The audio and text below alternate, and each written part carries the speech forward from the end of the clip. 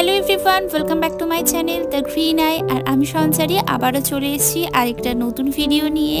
আজকে শুক্রবার সকালবেলা ঘুম থেকে উঠে যেহেতু আমার একটু ছুটির দিন, সেহেতু একটু রান্না বান্না করব। সকলেই প্রশ্ন করে যে জাপানে আমরা দেশীয় মাছ কিভাবে খাই। এই যে আমরা ইন্ডিয়ান কিংবা বাংলাদেশি কোনো দোকান থেকে কিনে আনতে হয় এই প্যাকেটিং করা মাছ, ছোট মাছ কিংবা বড় মাছ।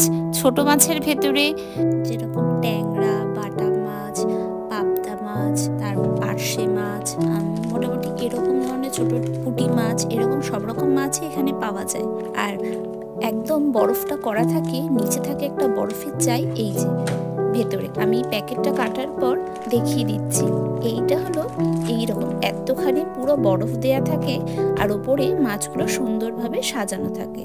মোটামুটি এই বরফটা ঝরানোর জন্য যেহেতু একটু ঠান্ডা ঠান্ডা পড়ে গেছে, তো এই সময় সকালে উঠে প্রথম কাজ হলো যে মাছটা খাবো সেই মাছটা বার করে রাখা।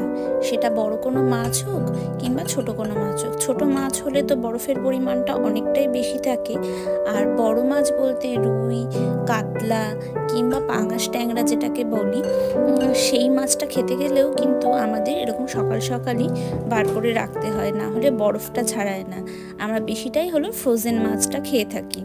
আর টাটকা মাছ খেতে হলে অবশ্যই আমাদের জাপানিজ মাছই খেতে হবে, মানে জাপানে যেসব ধরনের মাছ পাওয়া যায় সেই সব মাছ, মানে সামুদ্রিক মাছটাই বেশিটা। এখানে তো আর মিষ্টি জলের মাছ সেরকম একটা পাওয়া যায় না। তো আর এই যে মাছগুলো কিন্তু একেবারে সুন্দরভাবে কাটা।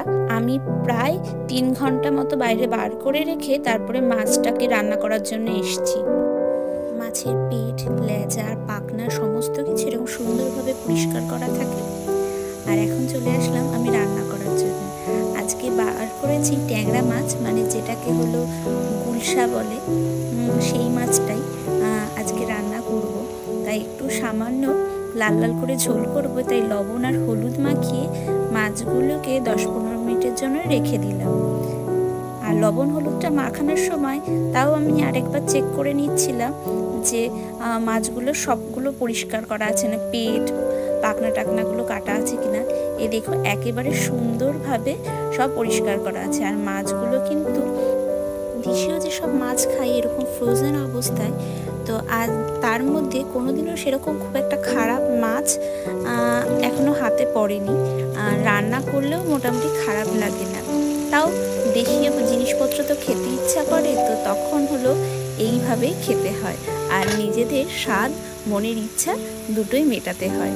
আর এই যে আমার মশলাটা কষা হয়ে গেছে, আর এরপরে আমি মাছগুলো দিয়ে তাড়াতাড়ি করে নামিয়ে রাখবো। তো আজকের মতো ভিডিওটা এখানেই শেষ করছি। বাই।